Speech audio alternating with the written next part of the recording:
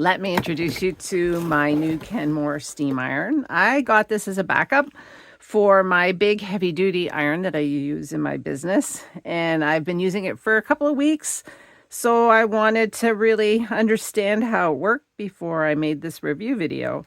And as you can see, it was on pause because I left it plugged in. When I pick it up, it leaps into action, and it doesn't take long for it to reach its temperature. And the temperature selection is this little button on the side, which is very, very handy.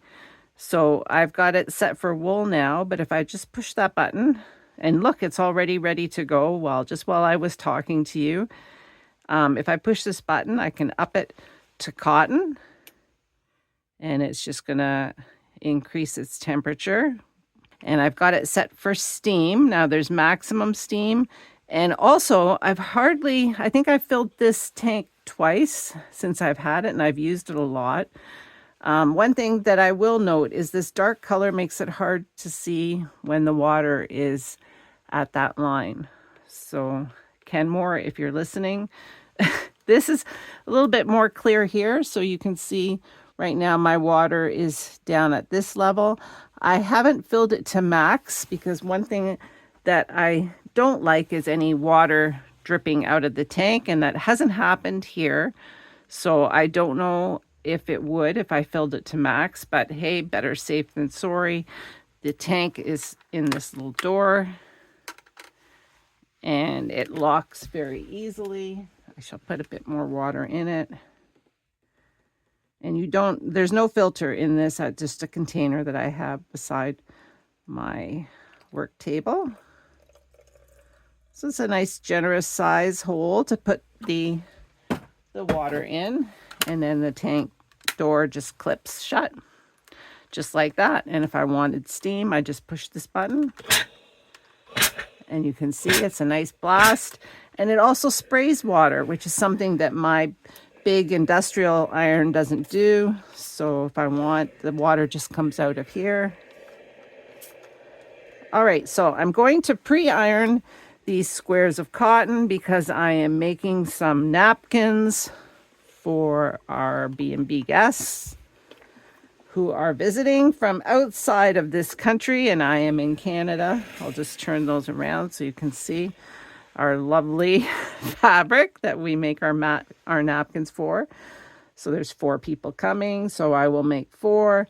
And I just like to iron them before I put the hem on, just to shrink them as much as possible because it's 100% cotton. And I have my wool pressing mat too, and if you don't have one of those, I really recommend that as well. If I push this button, I'll go through the settings.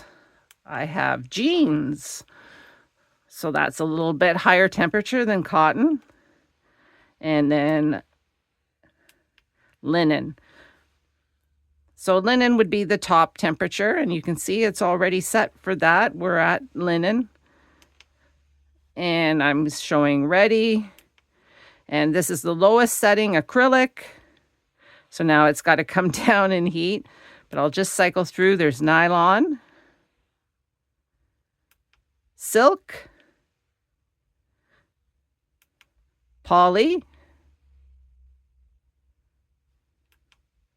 blend, so that would be poly cotton blend, wool, and wool is the one that I use for most of my pressing, even my cotton things.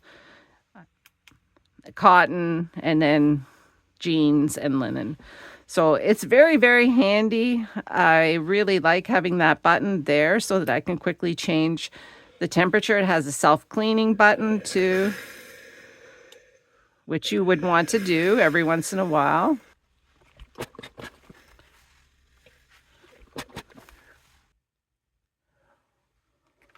And thank you, Kenmore, for a lovely steam iron.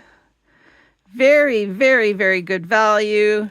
And it's got a nice feel in the hand, an easy button to change the temperature settings. It heats up so fast. And you can see our crisp fold marks. Yes.